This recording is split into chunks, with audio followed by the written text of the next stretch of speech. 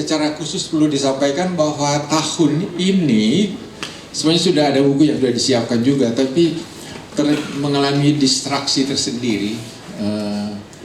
Awal tahun Februari mama jatuh sakit dan serial bolak-balik masuk rumah sakit. 24 April meninggal dunia. Nah, suasana batin, suasana rasa jadi lain. Dan akhirnya runding-runding, gimana mari kita teruskan saja dulu. Mama punya pesan-pesan. Nah, kebetulan dia pernah menyelesaikan S2 di UI dan S3 di sini. Nah, 40 hari kamu sudah soft launching dengan pemaknaan sastra mengentaskan kemiskinan yang sekarang kita bahas ini. Jadi sedikit tentang itu, kami sebenarnya ada yang direncanakan nanti tahap selanjutnya, karena aspek teologianya itu dikesampingkan dulu, pertimbangan pada waktu itu supaya lebih inklusif, jadi lebih yang sastra yang lain.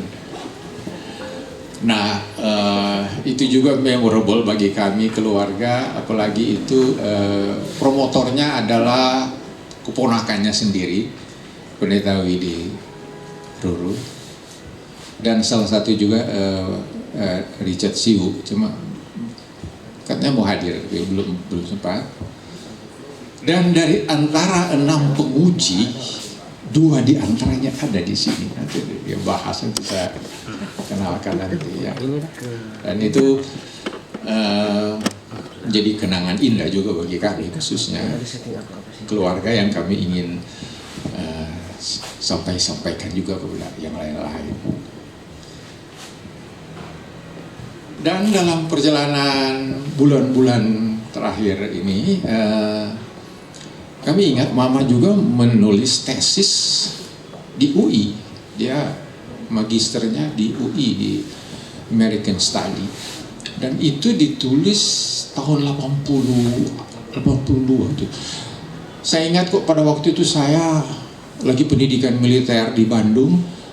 Kadang-kadang diberi kesempatan izin bermalam, namanya IB. Saya ke Jakarta karena ingat mama ada lagi kos di Rawamangun. Tapi kita sampai, aduh so stres. Nah, dulu mengetik mesti pakai tip Excom terus, stensil. Akhirnya ujung-ujungnya kita bantu batik. Jadi ada kenangan tersendiri. So Saki, Supi, muncul, kita batik.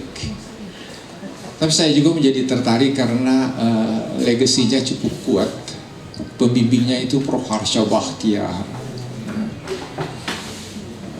Haryati, Subadio, nama-nama besar waktu itu.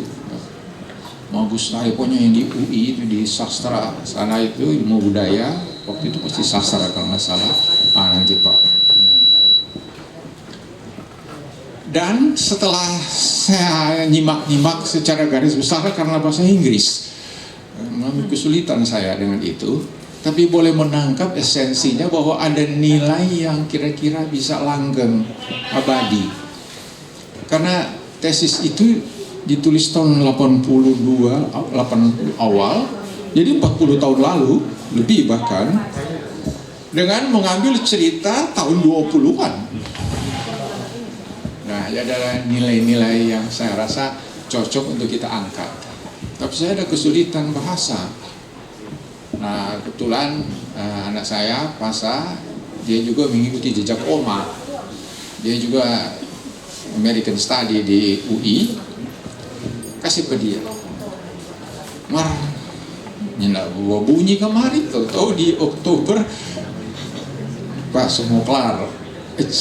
Masih ada waktu ini karena orang so komit di Desember mau ketemu lagi di Oktober awal November.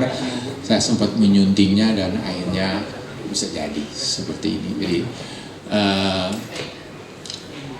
tidak lepas dari suasana mengenang beliau untuk kita boleh bagi-bagi cerita ini melalui kanal-kanal media yang kita juga sudah sedang siapkan. Ya, jadi di akhir-akhir ini kami menerus juga legacy dari Onsai. Onsai itu adalah mama dari papa saya, papa kami, Onsai Paruntu. Dia dulu guru SR, guru saja nyora, ya, nyora. Dan selalu kok dia pesan, jangan malas. Ya suruh rajin-rajin, jangan malas. Jadi kalau masuk gereja juga selalu jam sebelum ibadah mulai selama sendirian di diri. Kenapa? Jangan malas. Nah ini kira-kira kita coba menerjemahkan supaya jangan malas-malas lah. Dan dalam perjalanan waktu ini, ya, ketemu kita dengan abang saya nih, Basilius Ruru nih, ya, yang sudah melaunching bukunya di Jakarta. Ada di antara sini sekarang itu buku ya. Nah, jadi itu Odi yang penghubung dekat sekali. Nah, kami ajak untuk sama-sama kita kenalkan sini karena sudah launching di sana. Tapi pembahasannya di sekitar pasar modal, undang-undang, pokoknya yang top-top di nasional, kancah nasional, internasional. Sedangkan kami melihat ada aspek lokal yang perlu disampaikan di sini. Karena ada juga yang belum tahu bahwa ini anak Unsrat, anak hukum Unsrat di sini. Ya. Tapi menyelesaikan pendidikannya di Harvard University, kan luar biasa itu kan, legal ininya luar biasa. Dan kalau soal tokoh nasional nanti kita dengar langsung pembahasannya. Tapi seorang anak Unsrat, anak hukum di sini yang menarik lagi aspek kemanusiaan lain juga, nilai-nilai yang perlu kita petik, ya. Bagaimana dia berjuang keras sejak kecil. Karena itu dalam judul yang saya tulis, dari pasar Manado ke pasar modal. Jual sayur di Kas-Kasan, kasih naik oto di Manado. Saya tahu hafal betul dia. Kalau cuma wortel, ya, sawi pahit, ya, labu putih, pokoknya tuh sayur-sayur itu amat menguasainya. Dan cara ikale jago, dan cara berjual. Bahkan setelah permesta berlanjut dengan dia jual cium, temok, bakpia. Itu kan nilai yang langka itu. Sekarang ini kita perlu teruskan. Jadi nanti sebentar ya akan kita gali lebih jauh lagi dengan who is he, ya, karena banyak orang selain tahu, ya. Ini ada tonggak Kas-Kasan 1, dan nanti setelah itu mekanismenya akan dibahas oleh tonggak Kas-Kasan juga, Paul Richard Renwaren, ya. Beliau sebenarnya kawan saya pada waktu saya mahasiswa FK di sini dulu, ikut-ikut diskusi. Saya bikin diskusi visum et repertum, aspek etik, seminar Pineleng. Nah, gitu, ya. Saya juga sedikit nostalgia ya, cara dulu-dulu. Dan salah satu penguji yang lain, Ibu Agustin Kauna, ya. Mereka itu 2 dari antara 6 penguji yang bisa sempat hadir pada kesempatan ini. Nah, setelah itu audiens silakan kita buka-buka. Singkat saya boleh kenalkan supaya kita lebih akrab. Di sini turut hadir Profesor Tini Mogea, ya, Mami punya sahabat dan murid dulu. Ada di situ, ada ini penulis kita baru datang ini, Willy Kumurur, ya. Palen, halo dari jauh di belakang tapi saya sudah lihat ini. Mana nih Bapak Dekan? Dan lain-lain relasi, dan ada Rocky. Ini Rocky tempat main paling kiri saya, Jalan Susu. Jadi udah kawan lama, Mona, ya, teman-teman cuman ya seberapa relasi-relasi aja. Dan kami menggunakan kanal-kanal media yang ada, yang Odi lagi tekuni. Odi kebetulan sekarang aktif di Kompas TV sebagai narasumber, dan kita juga sudah bikin radio di rumah, radio digital Manado, dan sekarang sudah lebih mendunia pendengarnya. Nanti kalau boleh Odi sampaikan profilnya seperti apa sekarang, dan itu juga tantangan baru bagi kita untuk kita manfaatkan untuk menyampaikan kabar baik ini. Demikian dulu saya rasa pengantar dari saya supaya kita dengar langsung ini kabar baik ini. Diawali dulu dengan pasang, sudah siap? Oke. Ya, ada sedikit introduksi tentang Oma punya itu.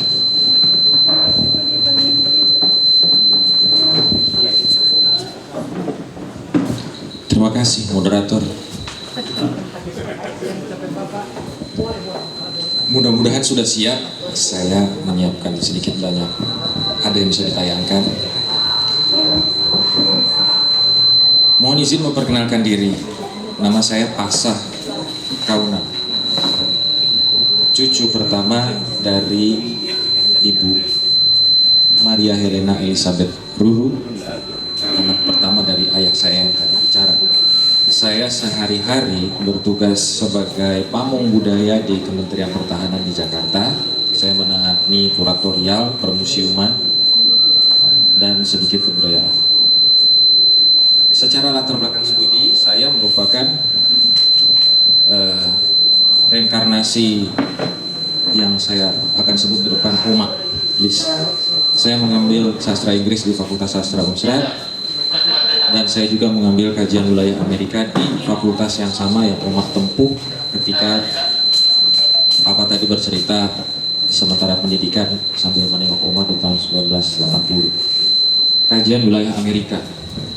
Secara khusus juga saya mengambil kajian kesusastraan yang serupa, yaitu prosa. Oma mengambil prosa, dan salah satu dari bentuk prosa yaitu novel dari karya John Steinbeck. Sementara di jiwa zaman yang saya alami, saya berkuliah, itu saya sudah mengambil novel yang lebih modern, tapi tetap saya mengambil novel. Jadi itu adalah alasan kenapa saya pilih Oma. Dan pada kesempatan ini mohon izin, saya tidak bermaksud membagikan penyampaian ilmu atau memberikan doktrin, tidak menggurui. Mohon izin, ada yang mungkin pakar kesusastraan di sini, ada pakar filsafat. Saya hanya akan sedikit mengulas apa yang Oma saya bahas dari kajian novel The Grapes of Wrath, di mana di jiwa zamannya di tahun 1939 ketika buku itu terbit, itu sangat bermakna, sangat susastra sekali. Ketimbang kami belakangan yang menekuni itu sekarang sudah mengambil novel yang jauh lebih modern. The Grapes of Wrath itu adalah sebuah cerita, sebuah karya. Jadi pertama-tama kesusastraan itu ada 3, secara sederhana saja, yaitu drama, puisi, dan prosa. Secara volume, secara lembar, dan secara tingkatan itu yang paling banyak harus dibaca ya tentu prosa. Prosa itu ada karya cerita pendek, plot, dan juga novel. Jadi Oma Lis memilih novel yang sebenarnya paling tebal. Novel yang diambil oleh Oma itulah yang ditulis dalam 2 buku ini yang tadi sudah disebutkan, sudah soft launching pada bulan April lalu, dan yang terakhir, yang terkini adalah yang Merajut Asa.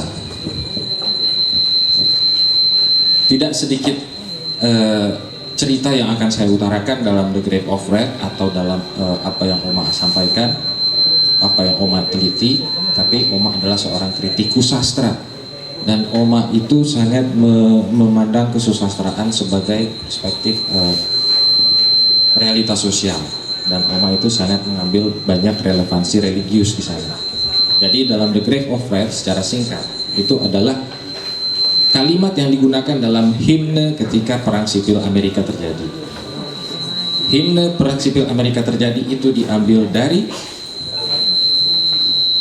Yohanes yang menulis kitab Wahyu melawan kekaisaran Romawi untuk menyemangati kekristenan. Jadi ada sedikit riwayatnya di sana, mulai dari Wahyu, kemudian perang sipil atau civil war.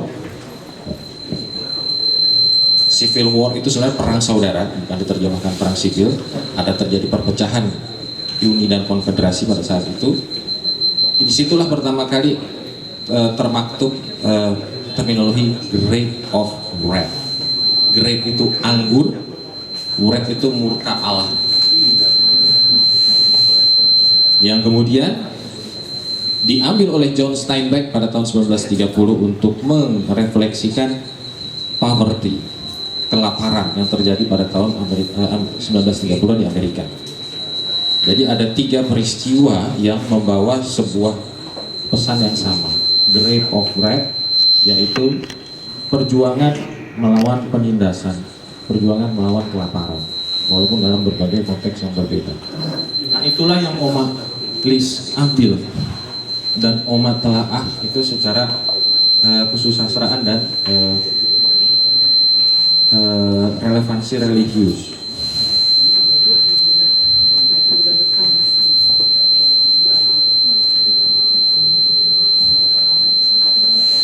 Ketika saya berkuliah, saya juga bertemu dengan Oma Liss. Dia juga mengajar saya. Dia juga memberikan materi Amerika 30-an, telaah Pranata Amerika dan lain sebagainya. Karena Oma Liss itu memiliki skill yang waktu itu sangat langka, yang waktu itu American Studies itu masih sangat minim di Fakultas Sastra. Mohon koreksi apabila saya salah.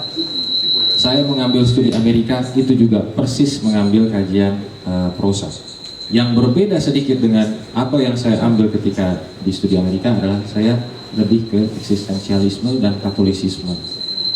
Oma Liss memilih Alkitabiah, teologis, bahkan sampai Oma itu mengambil doktornya. Nah, dalam The Grapes of Wrath itu menceritakan perjuangan seorang tokoh fiktif namanya Tom Joad. Ya. The Grape of Wrath ini sebuah karya fiksi dari John Steinbeck yang berjuang untuk memelihara pertanian anggurnya.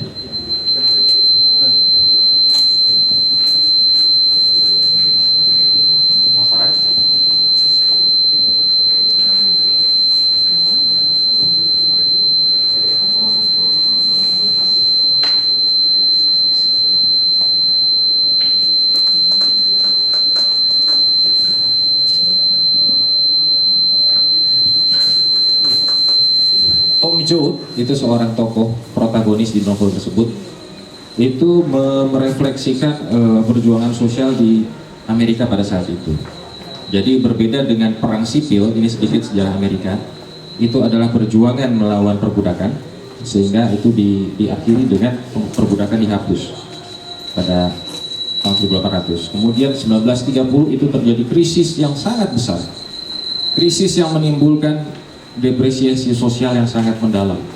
Semua orang juga menderita, termasuk petani kecil, dan itu diakibatkan oleh kesenjangan sosial yang ada. Yang miskin tetap miskin, yang kaya semakin kaya. Nah, itulah yang dibawa oleh John Steinbeck dalam The Grape of Wrath, dan itulah yang dibawa Oma Liss untuk meneliti sebuah kritik sastra dan dikaitkan dengan kesenjangan sosial yang ada di Indonesia. Itulah yang Oma bawa ketika Oma juga waktu itu aktif dalam berbagai organisasi gereja dan juga organisasi PKBI. Nah, jadi The Grapes of Wrath itu membawa pesan sosial bahwa kesenjangan sosial jangan lagi ada di Amerika pada tahun 1930. Nah, hubungannya dengan Indonesia di zaman itu, Oma yang membawa PKBI itu juga memerhatikan masalah-masalah itu. Sehingga itulah yang menjadi kritik sastra Oma di tahun 1980 dan yang menjadi tesis di kajian wilayah Amerika. Sehingga pesan-pesan itu menjadi sangat bermakna, dan Oma menjadi kritikus sastra, dan itulah yang saya pilih. Jadi sekali lagi saya memilih Oma karena Oma itu sungguh serius dan telaten mengambil kesusastraan sebagai pilihan hidup dan karirnya. Jadi kembali kepada Tom Joad. Tom Joad itu seorang tokoh di The Grapes of Wrath. Dia membawa keluarganya untuk bertahan hidup dan memelihara kebun anggur untuk tetap bertahan melawan juga kesenjangan dari yang terjadi oleh kaum kapitalis di Amerika pada saat itu. Ceritanya sedemikian panjang, namun cerita dari The Grapes of Wrath ini membawa pesan sosial tinggi, dan akhirnya The Grapes of Wrath sendiri itu dibawa dalam film tahun 1940 dan menjadi salah satu produk dari John Steinbeck, output dari John Steinbeck yang membuat dia mendapatkan Nobel kesusastraan, dan novelnya sendiri mendapatkan penghargaan Pulitzer Prize.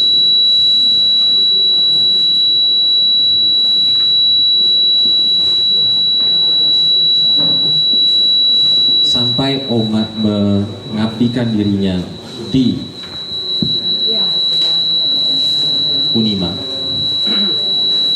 dan Fakultas Sastra sebagai Universitas Samratulangi sebagai dosen luar biasa, itu Oma membawa selalu pesan-pesan sosial dari Amerika 1930-an.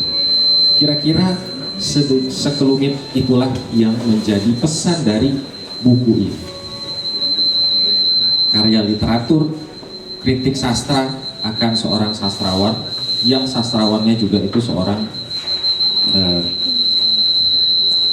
religius, John Steinbeck, dengan karyanya yang paling fenomenal. Di balik 33 karyanya ada banyak, yaitu The Grapes of Wrath.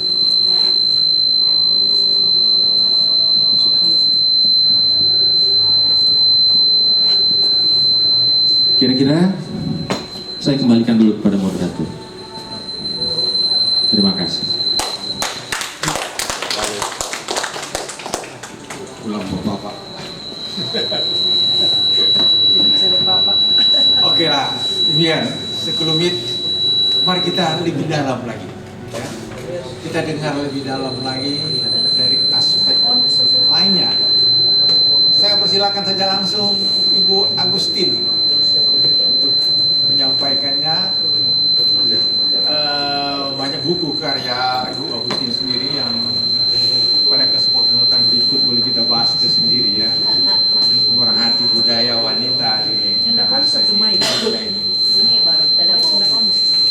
Oh, itu. Boleh langsung di sini saja. Mari.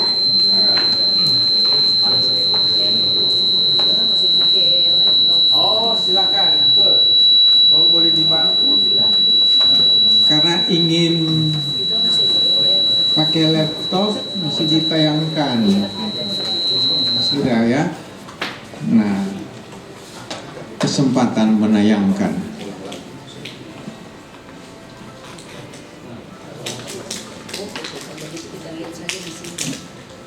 Ada, sudah disiapkan. Oh, silakan aja. Karena saya sudah mau promosikan ini. Perempuan berbicara dalam gereja yang berziarah. Kan? Langka itu.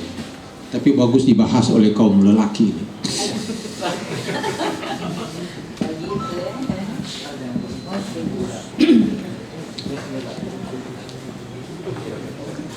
Ya, banyak terima kasih atas kesempatan ini, terutama kepada Pak Odi dan Pak Dokter yang menghubungi saya.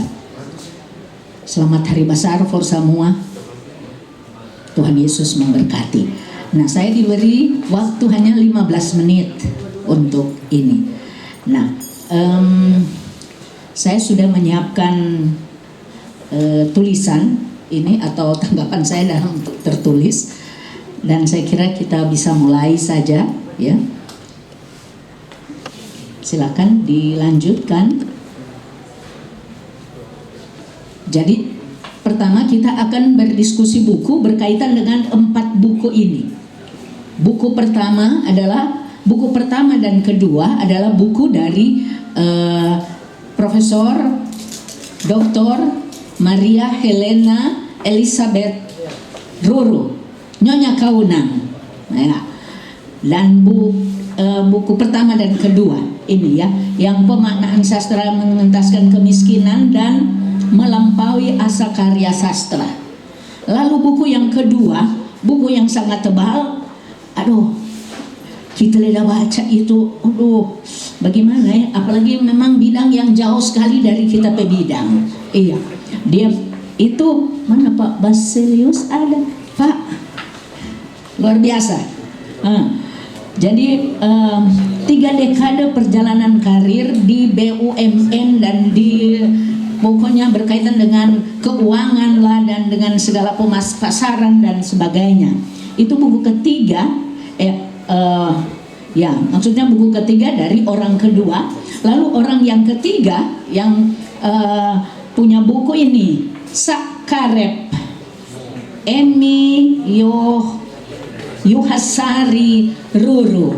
Iya, sebenarnya Ibu Emi mau pakai nama dari, maksudnya nebeng nama tenar dari suami.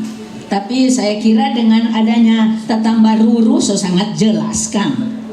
Nah, ini 4 buku.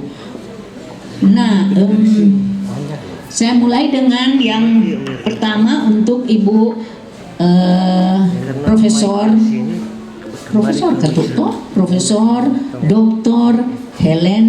Maria Helena Elizabeth Ruru, ya.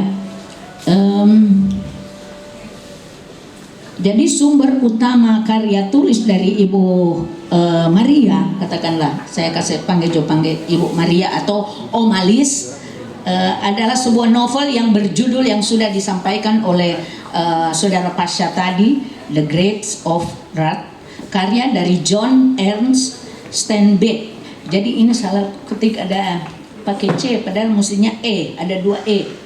Nah, profil penulis novel dapat dibaca dalam buku yang kedua, Melampaui Asa Karya Sastra, halaman 11 sampai 15. Itu jelas siapa penulis novel ini. Ia keturunan Irlandia dan Jerman, lahir pada tanggal 27 Februari 1902 di kota Salinas, California.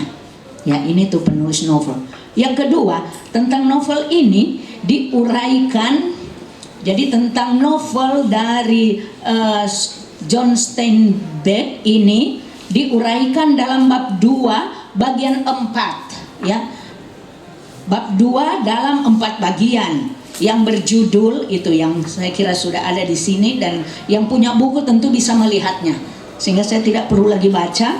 Lalu bagian A, ya,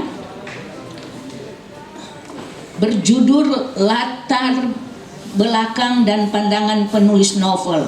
Oh ya, itu selanjutnya ya, bisa diteruskan lagi. Nah, dalam novel ini ada tokoh-tokoh. Ada 12 tokoh. Yang pertama itu dorang satu keluarga besar. Lalu yang ke nomor 13 ini adalah seorang mantan pendeta, Jim Casey, ya. Dia. Jadi sebenarnya itu 12 lebih dulu itu adalah satu keluarga besar. Dari 13 tokoh ini, pokok pikiran saya dalam diskusi hari ini tertuju pada 2 tokoh atau sosok wewene, perempuan sebagai ibu dan anak dalam keluarga besarnya yang sedang berjuang dalam perjalanan sampai tiba di tempat tujuan untuk melawan kemiskinan. Mengapa saya bilang saya tertuju pada 2 wewene? Karena saya kira sesuai dengan konsentrasi studi saya dalam bidang teologi feminis, maka saya mengambil atau menekankan pada dua sosok perempuan.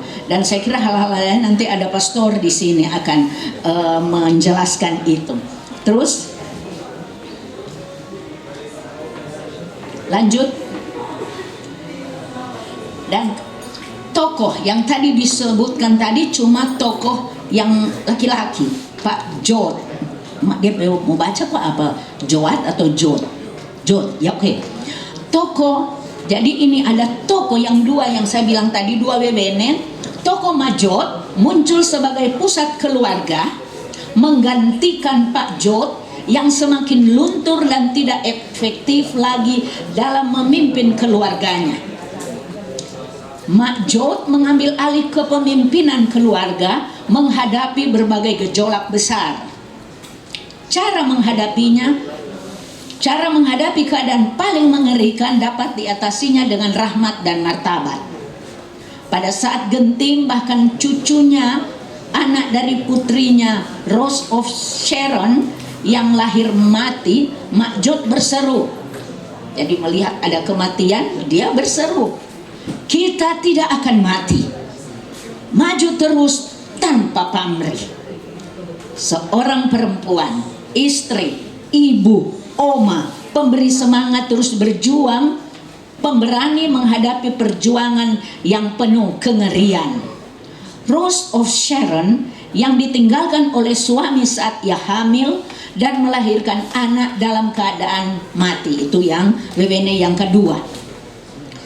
Ada keyakinan dalam dirinya bahwa Tuhan memberikan kekuatan kepada dirinya untuk membantu orang yang menderita meskipun dia juga menderita. Dalam kondisi sesulit apapun pasti ada sebuah harapan, itu ucapnya. Kita lihat ya, semangat yang ada di dalam diri dua wewene itu. Yang berikut adalah buku Pak Baselius. Ini kita cuma dapat tulis pendek begini tuh, autobiografi Bapak Baselius Ruru yang menyuguhkan pengalaman hidup dan karya seorang birokrat di bidang ekonomi nasional. Beliau adalah sumber yang berkompeten mengisahkan sejarah BUMN pada umumnya, proses awal privatisasi,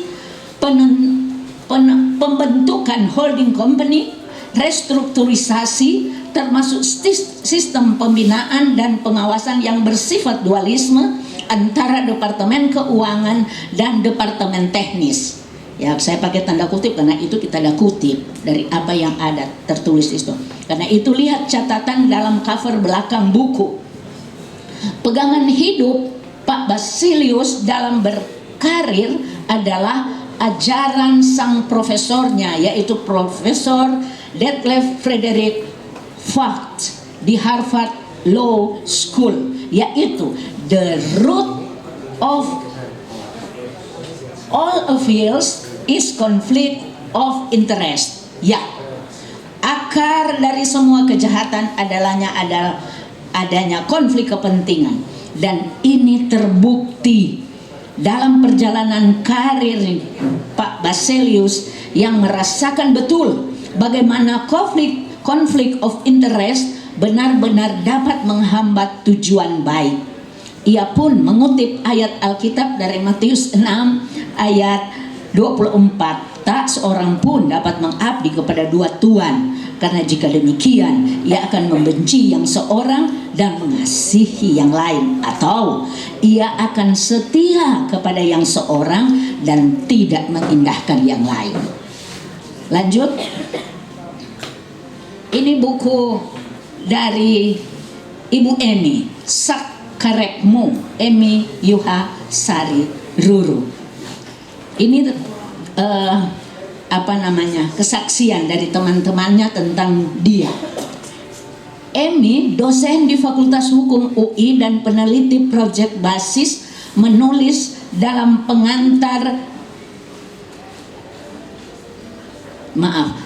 proyek basis dalam pengantar dari editor, menulis esensi perhatiannya atau minat Emi Yuhasari Ruru sebenarnya pada humanisme, estetika, dan etika. Ketiganya menyangkut keselarasan manusia sebagai makhluk sosial yang membentuk society. Juga saat melakoni kehidupan dan interaksi sosial. Maka meski kemudian ia total menekuni dunia hukum yang berkaitan dengan korporasi, bisnis ekonomi, penegakan hukum, etikalah yang menjadi concernnya. Etika pula lah yang ia tekankan saat menjabat staf khusus di kementerian dan institusi negara yang membidangi keuangan dalam kurung OJK, serta saat menjabat komisaris di BUMN dan perusahaan swasta. Ia yakin betul aturan hukum tanpa etika yang kuat akan timpang, terutama untuk menjaga keadaban dan fairness. Ia banyak menulis artikel sebagaimana tercantum dalam halaman 198 sampai 199 dari bukunya yang diberi judul Sak Karepmu. Itu orang mulia. Nah, sekarang saya masuk pada refleksi saya. Ya, saya fokus pada perempuan yang berperan dalam buku pertama Prof. Dr. Maria Helena Elizabeth Ruru atau Omalis, buku autobiografi Bapak Baselius Ruru, dan buku Sak Karepmu Ibu Emi Yuhasari Ruru. Tentu dalam kebersamaan dengan orang-orang yang mereka cintai, yang saling mencintai. Lanjut. Studi doktoral Ibu Maria Helena Elizabeth Ruru yang saya termasuk menguji waktu Ibu ujian tahun 2012 bersama dengan pastor dan 4 orang lainnya. Ya. Jadi studinya sebagai seorang teolog di usia yang sempurna. Saya tidak bilang usia lanjut, usia yang sempurna. So 80 tahun lebih, itu 80 berapa itu waktu itu ya? Berhasil mentransformasi sebuah novel tentang kehidupan dari mereka yang miskin dan tertindas di Amerika Serikat tahun 1930-an sebagai lokus berteologi kontemporer pada masa kini tentang kemiskinan di Indonesia, lebih khusus lagi di Provinsi Sulawesi Utara.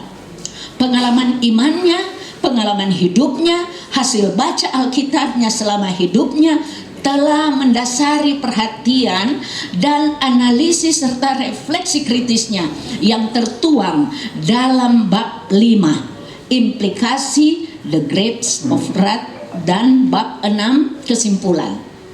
Saya sempat bercerita, kong bertanya, kenapa ibu yang so guru besar masih suka mau sekolah? Beliau menjawab, kita masih terus membaca buku dan suka berdiskusi, berbagi pemikiran. Sebab katanya, membaca buku akan membuat otak kita terus aktif berpikir dan membuat kita tidak pikun. Nah, saya salut kepada Prof. Maria Omalis yang memberi contoh bahwa perempuan harus berdaya juang dalam bidang yang dia minati, yang dia pilih sesuai dengan hati nuraninya. Dari seorang ahli sastra Inggris menjadi teolog di usia sempurna. Yang pasti, keberhasilan meraih asa dan cita tidaklah sendirian. Dalam keluarganya, yaitu keluarga Kaunang Ruru, maka peran sang belahan jiwa, suami tercinta Bapak Hein Bernabas Kaunang dalam cinta kasih dan doanya patut dituturkan.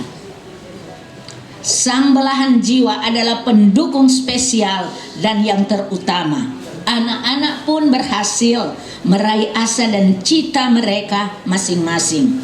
Ia, ibu yang berhasil dari dan di dalam keluarganya sampai di luar rumah tangganya, di dalam dan untuk masyarakat luas. Lanjut, refleksi kedua, autobiografi Bapak Baselius Ruru halaman 11 sampai 16 menggambarkan profil mama. Ini kita bilang toh, kita fokus pada perempuan-perempuan wewene ya. Menggambarkan profil mama bernama Teng Kim Hoa. Begitu kan dia penyebutan, yang kemudian dibaptis dan berganti nama Aldegonda Sondak. Mama adalah seorang perempuan yang keras, sangat disiplin dan bawel. Itu tulis dari bapak ya. Karakter ibunda berbeda sekali dengan ayahanda Yakob Ruru. Ternyata didikan mama yang keras disadarinya telah membentuk karakternya menjadi pribadi yang disiplin, terutama dalam manajemen waktu dan mengatur hal-hal lainnya. Saya yakin keberhasilan Bapak Baselius tidak lepas dari dukungan kasih sayang dan doa dari istri tercinta, Ibu Emi Yuhasari, ibu yang hebat. Berikut, mengenal idealisme pemikiran dan karya Ibu Emi Yuhasari Ruru seperti yang dinarasikan sebagai testimoni oleh para sahabatnya. Sungguh ia seorang perempuan karir, istri, serta mama yang luar biasa. Seorang ahli hukum di bidang korporasi, bisnis ekonomi yang handal. Ia tetap menjaga dengan ketat etika dan integritasnya.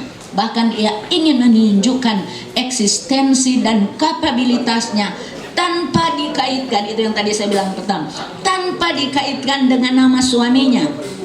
Ia orang yang merdeka mengaktualisasikan pemikirannya dan mengembangkan karirnya.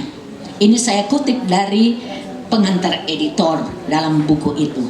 Saya kira sebagai seorang yang berasal dari Pulau Jawa, maka Ibu Emi termasuk sosok perempuan yang langka pada masa itu, pada tahun 1960-an. Ia juga menulis banyak artikel yang di dalamnya ia menuangkan berbagai gagasannya yang berani dan brilian di bidangnya. Dia pemikir, pekerja dan penulis. Tidak banyak orang yang bisa menulis. Tulisan adalah karya abadi sepanjang masa, dapat dibaca oleh masyarakat luas dalam dan luar negeri. Tambah akan kapanpun. Saya yakin keberhasilan Ibu Emi tidak lepas dari dukungan cinta kasih dan doa dari suami tercinta Bapak Baselius Ruru. Oke, lanjut. Apakah masih ada? Saya selalu lupa kita ada baking tadi malam. Selesai kan?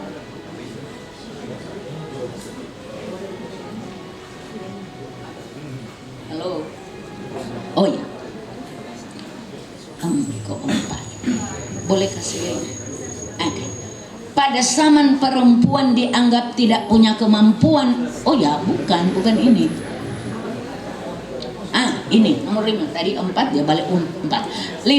Peran dua tokoh perempuan dalam novel ini mengingatkan saya pada cerita rakyat Toar Lumimuut. Peran Karema sebagai imam dan ibu untuk keberlanjutan kehidupan. Saya katakan demikian karena dia yang ada perintah-perintah Pak Toar. Karena mesti ke sana, putar di sini dan seterusnya, bawa ini tawaang, kong nanti mau ni dua bajalang di sini, satu iko kanan, satu iko kiri.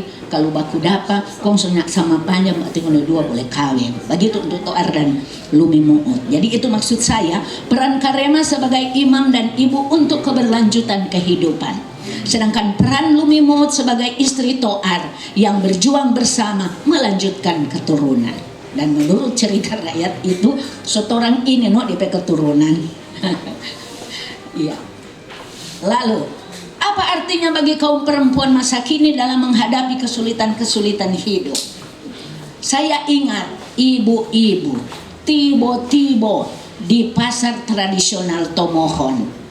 Saya sering ke pasar, banyak tuh kita bikin video dang, kau kirim-kirim bagaimana di pasar.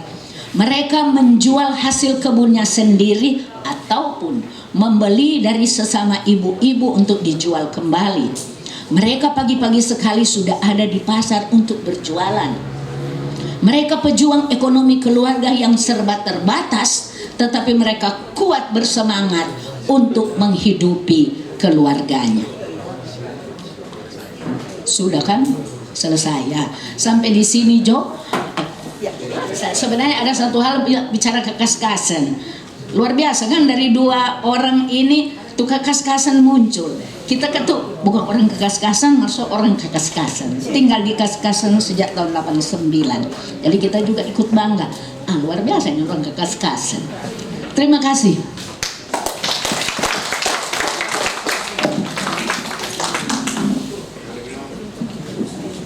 Luar biasa, terima kasih Bu Agustin. Memang itu bilang man behind the success ada perempuan ternyata ya. Saya ingin tambahkan ada 3. Sebaliknya. Oh sebaliknya ya. Jangan cuma satu. Dan sebaliknya betul. Nanti di buku berikut.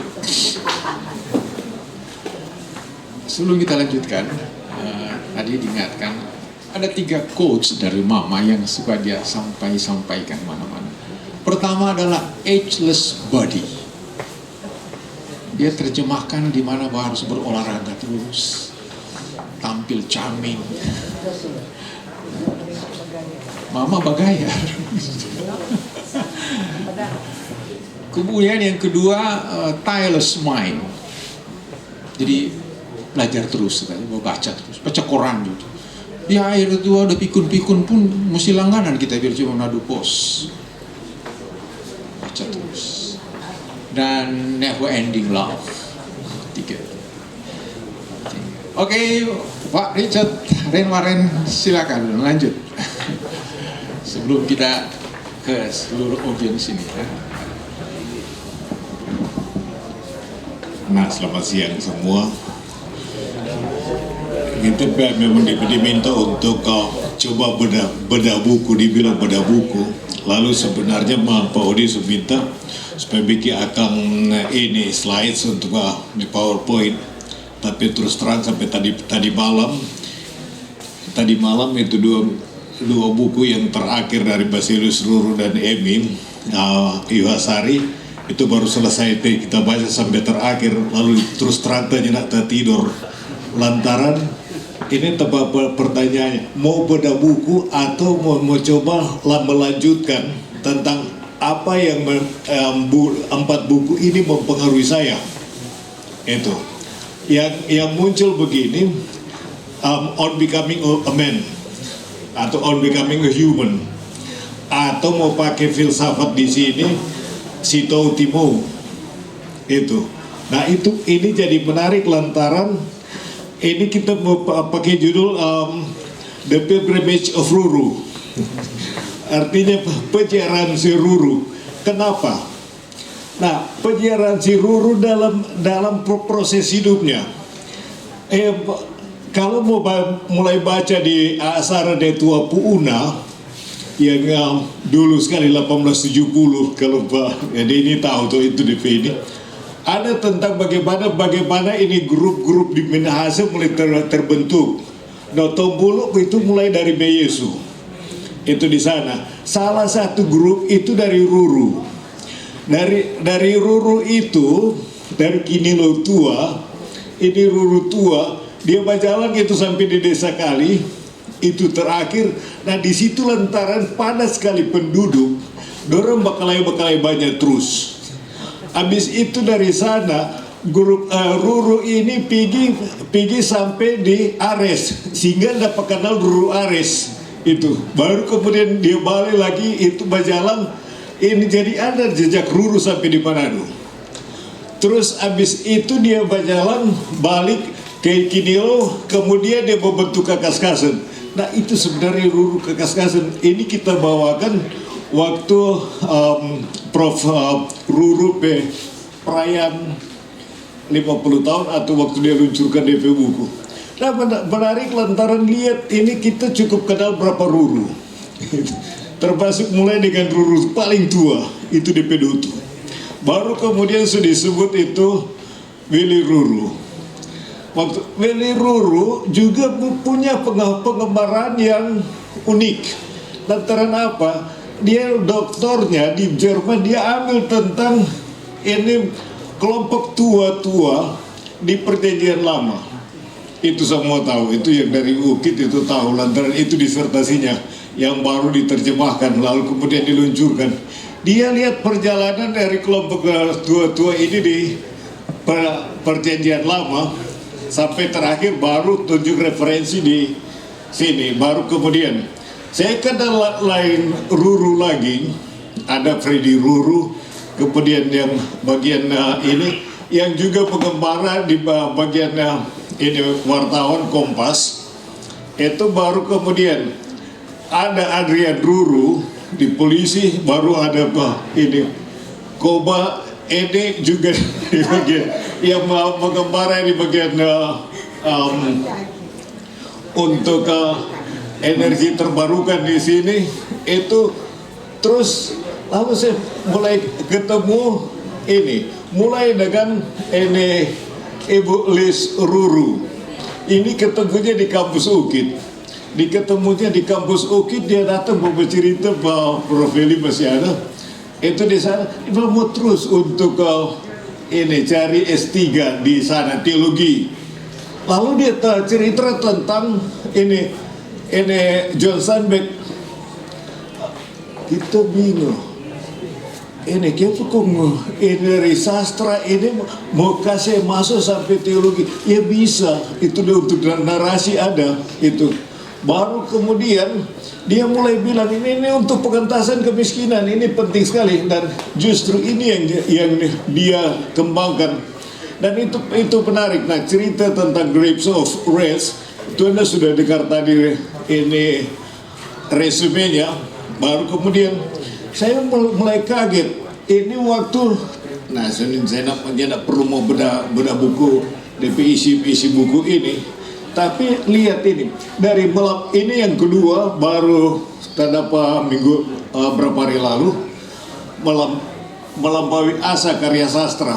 Nah, baru di bagian terakhir buku ini itu menarik juga yang diterjemahkan. Ini tesis di UI bahasa Inggris yang tadi Pak Syafah itu terjemahkan, terbilang, wih bagus terjemahannya. Lantaran apa?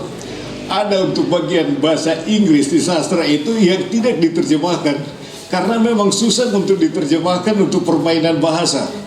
Itu untuk kekasan bahasa Inggris susah sekali mau ditransfer ke bahasa Indonesia. Tapi menarik, baru kita lihat di bagian terakhir di buku itu ditulis riwayat hidupnya. Ternyata ini mengapa Ibu Liz, Oma Liz ini memang senang untuk lihat tentang pengentasan kemiskinan. Lalu ada asa untuk karya sastra. Sehingga pertanyaan saya, bagaimana sastra bisa mengentaskan kemiskinan? Aneh sekali. Itu satu lompatan yang jauh sekali. Itu yang saya lihat. Tapi ternyata ini juga mencerminkan pejiaran dirinya sendiri on becoming a human. Itu sejak dari Kakaskasen itu dia alami juga hampir sejalan dengan apa yang dialami oleh John Steinbeck dalam novel-novelnya. Ini baru saya mulai bisa telusuri di karya sastra yang ditulis itu di buku itu. Lantaran ternyata itu John Steinbeck punya pengalaman itu perubahan dari petani ladang, dari petani kecil baru untuk petani industrial itu proses itu. Lalu ada kelompok yang memang kehilangan tanah dan kemudian itu mulai jadi terlunta-lunta. Nah, itu menarik lantar terlihat rupanya novel-novel ini itu juga mencerminkan kehidupan dari Ibu Liz ini sendiri yang memang mulai dialami dari Kakaskasen. Ada dia itu sebelum perang Jepang, habis itu masih di penjajahan pendudukan Jepang. Nah ternyata itu masih satu masa yang orang tua sendiri masuk di sekolah Jepang, terpaksa itu begitu di judul itu. Baru habis itu karena dipermesta mulai dapat begini, baru ada perubahan. Indonesia waktu itu memang miskin sekali di masa Soekarno sampai terpaksa mesti makan bulgur waktu itu. Pengalaman itu ya memang rupanya membekas. Akhirnya ada satu ajakan untuk coba pengentasan kemiskinan. Dan ini terus bergema dari dia. Akhirnya dia mau coba itu, dan itu ditunjukkan di buku berikut. Itu tantangan untuk mengentaskan kemiskinan di masyarakat. Itu jadi panggilan saya. Rupanya itu. Lantaran itu dia lihat itu di Sulawesi Utara, pengentasan kemiskinan itu memang jadi satu tantangan luar biasa. Dan itu dia tunjukkan, dan dia mau ajak itu bagian untuk gerakan dari ibu-ibu PKK untuk bergiat di situ. Diinspirasi dari novel itu, Grapes of Race. Nah, itu yang saya lihat, baru saya mengerti. Itu. Terus terang, saya langsung lihat itu penyiaran dari ini Ibu Liz Ruru itu sendiri. Kemudian saya dapat itu buku baru, itu udah lebih dulu, dari ini Basilius Ruru, 3 dekade perjalanan karir. Nah itu juga saya kenal itu Basilius Ruru di tahun 80-an lantaran memang jadi selebritis. Benar, selebritis hampir waktu itu, terlebih menjelang ini krisis moneter tahun 98, hampir ini berapa tahun sebelumnya hampir hari-hari muncul itu di berita, di Kompas itu berapa kali muncul. Lalu kemudian lantaran persis krisis itu ya, karena biasa sudah saya mengajar ini bagian sosiologi dan antropologi di Pineleng. Lalu saya senang untuk lihat itu, baru lihat waktu itu ramai dengan macam-macam istilah yang bermunculan, termasuk Pak Des dan Pak To. Saya bilang kok apa dengan Pak itu macam-macam itu, sampai Pak To sampai Pak Harto.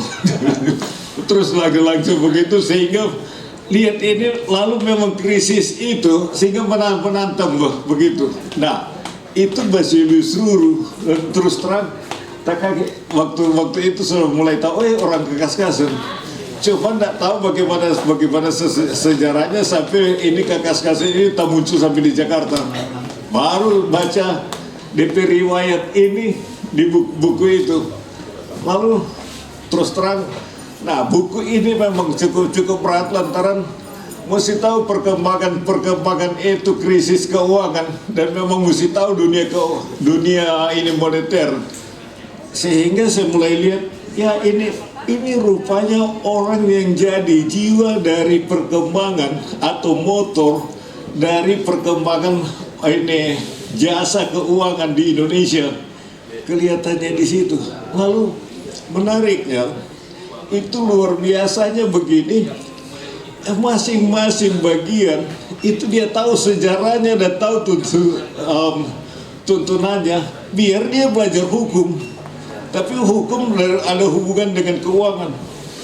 Dan terus terang memang mesti lihat, begitu ceritanya untuk macam-macam, termasuk itu BPPAM yang selalu hilang. Kemudian ada BUMN, mulai dapat lihat begitu, termasuk itu bursa efek. Terus terang kita kayak, begitu sejarahnya, biar kita tahu peristiwa-peristiwa itu yang terjadi berubah di tahun 80-an. Itu sampai 90-an, lantaran termasuk di krisis 98 kita ada untung lantaran waktu itu yang boleh ini simpan dolar lagi di bank di sini, terpaksa mesti tukar waktu itu dolar sampai $1 untuk 16.000, dan terpaksa tapi tabungan waktu studi hilang semua. Habis itu tak ganti di Kobong. Persis itu peristiwa itu tidak mau lupa lantaran persis dia bilang tuh bang, waktu itu Pak Nanaman bilang orang sudah simpang dolar lagi, terpaksa langsung transfer. DPS orang datang mau jual tanah, terus bilang sudah betul ini, ini DP panggilan. Sampai tanah itu masih ada kenangan. Sehingga dalam hubungan itu kita mulai kenal Basilius Ruru, baru kemudian tahu begitu, dan luar biasa itu bagaimana itu dia masuk dalam bidang keuangan yang memang banyak permainannya di situ, ini masuk orang hukum yang bisa mengarahkan semua. Dan memang bilang itu jadi jiwa benar yang ditekankan tentang good corporate governance, dan memang betul diatur begitu.